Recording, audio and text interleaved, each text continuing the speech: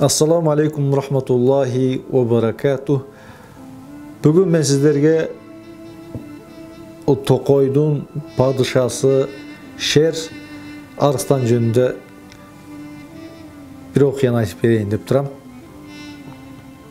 İlgeri Şer hayvanlardan en güçsüzü, en ağılsızı bolan eken. Ошондо Мышык ага келип, "Ey Şer, sen эмнеге ушунчалык тулку оюң чоң болуп туруп, ушунчалык күч кубатка ээ болуп туруп, анан ушул Токойдогу эң күчсүз, эң алсыз айвансың" деген экен. Ошондо Şer, "Мен урушканды, алышканды билбейм.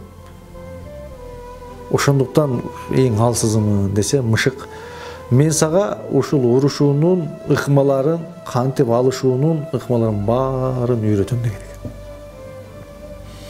Анан Мышык ушинтип Şerге алышуунун, мушташуунун ыкмаларын баарын үйрөтөт экен.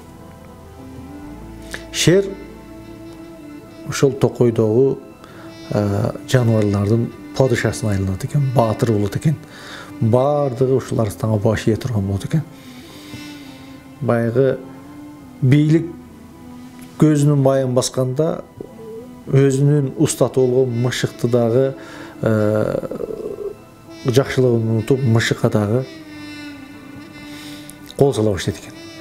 Мышыктын аркасынан кубалап баратса, Мышык барып ушу чуркап барып анан кийин дарактын башына чыгып кеткен экен. Ошондо Şer дарактын астында туруп, Мышык, сен мага ушул алышуунун баардык айла амалдарын үйрөттүң. Эмнеге муну үйрөткөн жоксуң десе, "Мен сенин келечекте ушул Токойдун падышасы болоруңду сезгенмин, билгенмин. Анан сен дагы ушу бир күн болбосо бир күн келип мага кол саларыңды дагы билгенмин. Ошондуктан бул ыкманы сага үйрөткөн эмесмин" деп айткан экен дарактын башында туруп. Ошо сыңарындай кээде адам баласынын көзүнü май басат экен. Кээде өзүнүн устатын дагы унутат экен. Кээде баягы бийлик, байлык күчүнө келгенде өзүнө жакшылык кылган адамдарды дагы унутуп коет экен.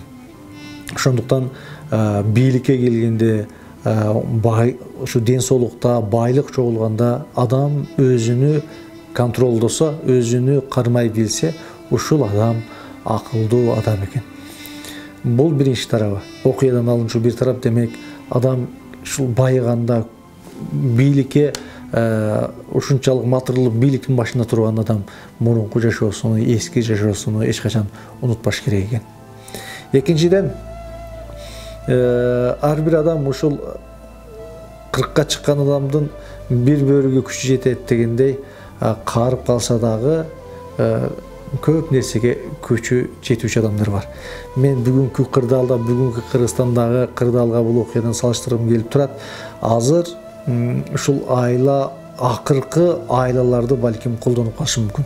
Азыр жаштар келиш керек деп, жаштардын кийимин кийип алып, жаштардын сөзү сүйлөп кээ бир адамдар жүрөт.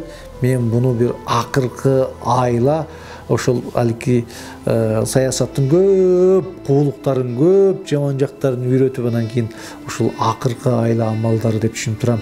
Ошондуктан урматтуу кыргыз элим, ачуулукка алдырбайлык, биримдүү бололук, ынтымак бололук, бар бололук. Ассаламу алейкум рахматуллахи ва баракатух.